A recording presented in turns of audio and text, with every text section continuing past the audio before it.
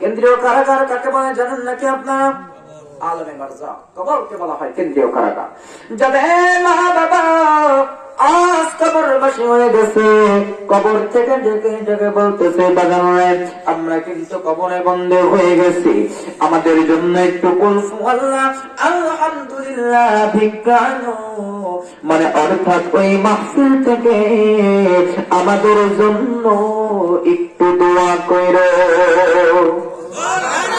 আপনাকে মা বাবার জন্য দোয়া করে বাড়িতে যাবো। আসসালামু আলাইকুম ওয়া রাহমাতুল্লাহি ওয়া বারাকাতুহু। সালাম দেওয়াটা সুন্নাত, সালাম দেওয়াটা কি সুন্নাত, উত্তর দেওয়া হলো ওয়াজিব, উত্তর দেওয়া ওয়াজিব। আপনার ওয়াজ মাহফিল শুনতে এসে প্রথমেই যদি ওয়াজিব তরফের গুনাহ মাথায় নিয়ে ওয়াজ শোনেন তাহলে কি হবে? আমরা এখানে আসছি গুনাহ মাফ করিয়ে বেকসুর খালাস আল্লাহ ওয়ালা হয়ে বাড়িতে যাব, ঠিক কি না? এর বাইরে কোনো নিয়ত চাওয়া পাওয়া নাই।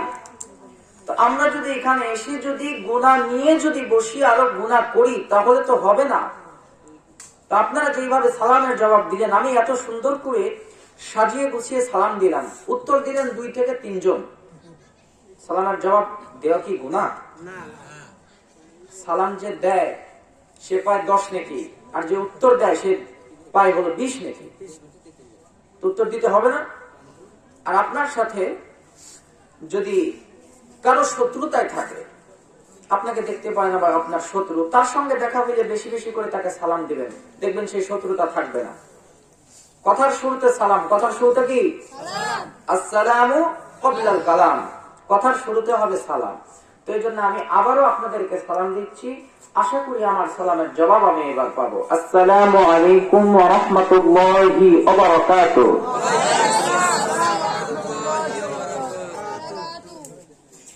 এই জবাবটা আগে দিয়ে দিলে কিন্তু এত কথা বলতে হইতো। আমার অনেক জায়গার দর্শক মন্ডলী যেটা চালাক, আস্তে জবাব দেয় যাতে একটু হুজুরের সময় বেশি লাগে। সময়ের দিকে খেয়াল রাখতে হবে। হাউ টাইম ডাজ ফ্লাই, সময় দ্রুত চলে, সময় আর নদীর স্রোত কারোর জন্য অপেক্ষা করে না। আমি কিছু প্রশ্ন আপনাদেরকে করব, জানা থাকলে জবাব দিবেন ইনশাআল্লাহ। আশা করি সকলেরই জানা আছে। এখানে আসার তৌফিক দিয়েছেন কে?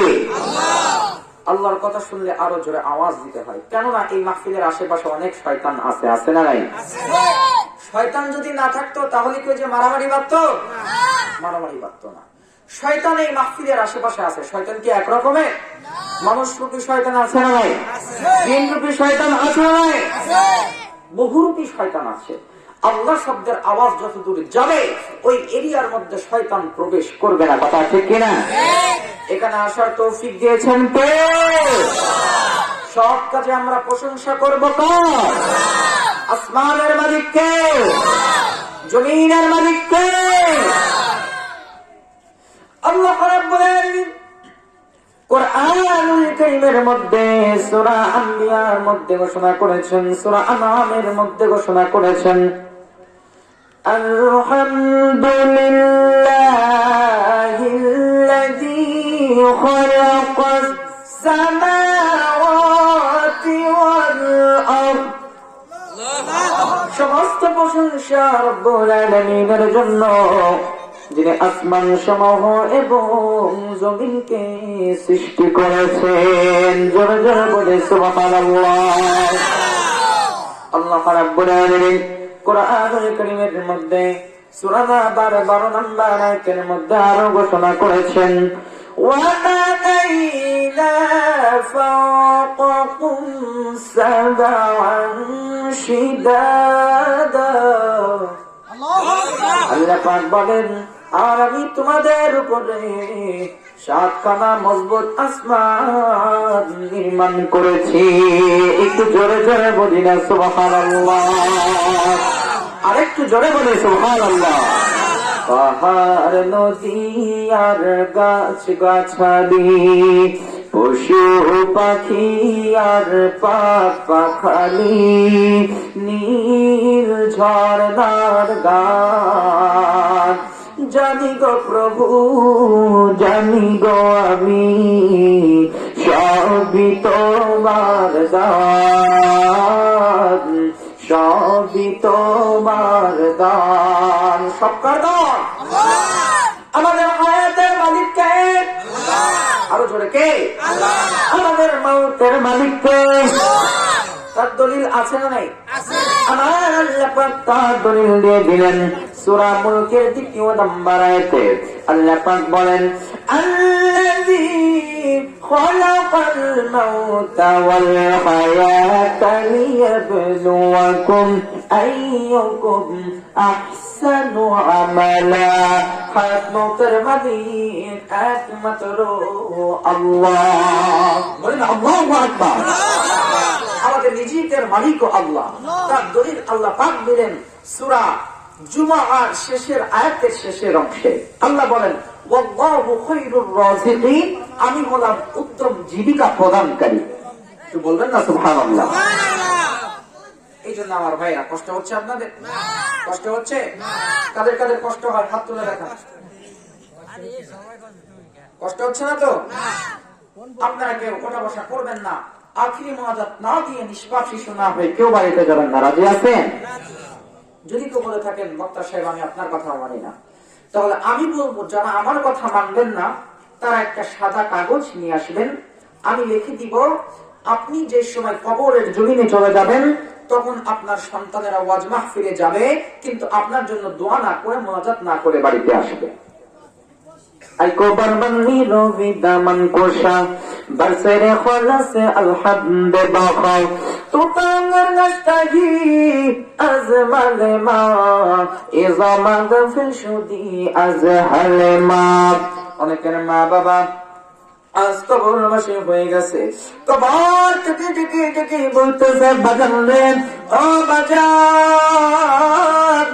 এলাকাবাসী ও যুব সমাজের উদ্যোগে মজনু শেখদের বাড়িতে ওই যে যেই কোরআনের মাহফিল হইতাছে, নজরুল শেখদের বাড়িতে, আকরাম শেখদের বাড়িতে যেই কোরআনের মাহফিল হইতাছে, বাজান রে তুমি সেই কোরআনের বাজারে যাইতাছ। আমরা কিন্তু কেন্দ্রীয় কারাগারের মধ্যে বন্দী হয়ে গেছি। কেন্দ্রীয় কারাগার কাকে বলে জানেন নাকি আপনারা? আলমে বারজাখ, কবরকে বলা হয় কেন্দ্রীয় কারাগার। যাদের মা বাবা আজ কবরবাসী হয়ে গেছে, কবর থেকে ডেকে ডেকে বলতেছে বাজান রে আমরা কিন্তু কবরে বন্দী হয়ে গেছি, আমাদের জন্য একটু কুলফু আল্লাহ আলহামদুলিল্লাহ ভিক্ষানো, মানে অর্থাৎ ওই মাহফিল থেকে আমাদের জন্য একটু দোয়া করো। আমরা কেউ মা বাবার জন্য দোয়া না করে বাড়িতে যাবো? হাত তুলে দেখাই। আপনারা কি চলে যাবেন? আমি বললাম কারা কারা যাবো হাত তুলে দেখাই। আপনার হাত কেন তুললেন? হাত না নাই বুঝতে পারেননি নাকি? কারা কারা মা বাবার জন্য দোয়া করে এবং নিজেরা আল্লাহ ওয়ালা নিষ্পাপ হয়ে বাড়িতে যাবো হাত তুলে দেখায়। নারে তাকবীর। হাত নামাই। একটু কষ্ট করে একটু আগায় আসেন তো। অবশ্য শীতের দিন এক জায়গায় বসে পড়লে জায়গা গরম হয়ে গেলে আগায় আসা মুশকিল। একটু কষ্ট করেন, দিনের জন্য একটু একটু কষ্ট করে আগে আসেন, মেহেরবানি করে। মেহেরবানি করে একটু আগে আসেন। এটা কোরআনের মাহফিল। এটা কিসের মাহফিল? কোরআনের মাহফিল। এটা বেহেশতের বাগান। আগে আসেন। কোরআনের মাহফিলে বসলে, দিনের মাহফিলে বসলে কত গুণ সওয়াব হয় জানেন আপনারা? একটু এদিকে আমার দিকে খেয়াল দেন, আমার দিকে খেয়াল করে আগে আসেন। কোরআনের মাহফিলে বসলে কত গুণ সওয়াব হয় আপনারা জানেন? আল্লাহ রাসূল হাদিসের মধ্যে ঘোষণা করেছেন কোরআনের মাহফিলে বসলে কত গুণ সওয়াব হয়। وقال رسول الله صلى الله عليه وسلم مجلس فقه خير من عبادة 60 سنة।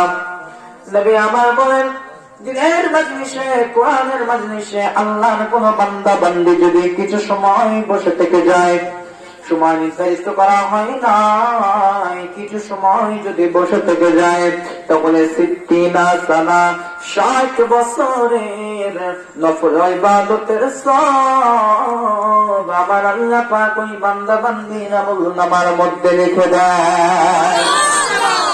কোরআনের মাহফিলে বসার দরকার আছে না নাই? গুনাহ মাফ করাইতে হইলে কোরআনের মাহফিলে আসতে হবে। গুনাহ মাফ করাইতে হইলে আলেম ওলামাদের কাছে আসতে হবে, ঠিক কি না?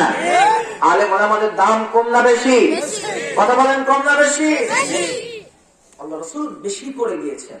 কেননা ইন্নাল উলামা ওয়ারাসাতুল আমবিয়া, আলেমরা হচ্ছেন নবীদের ওয়ারিস। আর যেখানে আলেমরা কথা বলবে সেখানে তো নবীর কথা হবে, ঠিক কি না?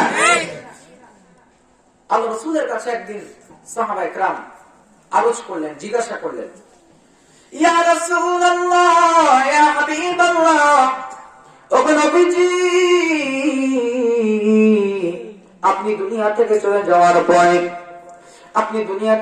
যাওয়ার পরে কিয়ামত পর্যন্ত আপনার উম্মতেরা বেঁচে থাকবে। আমরা তো আপনার মাহফিলে বসলাম, আপনার নুরানি জবান থেকে আমরা কথা শুনলাম, কিন্তু আপনার উম্মতেরা আপনার মাহফিলে বসলো না। আপনি তাদের জন্য কি ব্যবস্থা করে গেলেন? তারা আপনার মাহফিলে তো বসতে পারল না। তখন আল্লাহ রাসূল সাহাবাদেরকে ডেকে বললেন, হে আমার সাহাবারা, তোমরা জেনে রাখো, আমার আখিরি জামানার উম্মতরা যদি আখিরি সময়ে, শেষ সময়ে একজন হক্কানি আলেমের মাহফিলে গিয়ে বসে, তাহলে তারা যেন আমি নবী আমার মাহফিলেই বসলো। একটু জোরে জোরে বলি সুবহানাল্লাহ। আলেমদের মাহফিলে বসা মানে নবীর মাহফিলে বসা। এখানে বসার দরকার আছে না নাই? কোরআনের মাহফিলে বসে নিঃশ্বাস নেবেন 10 নেকি, নিঃশ্বাস ছাড়বেন 10 নেকি, প্রতিটা কদমে কদমে নেকি পাবেন। বলি না সুবহানাল্লাহ।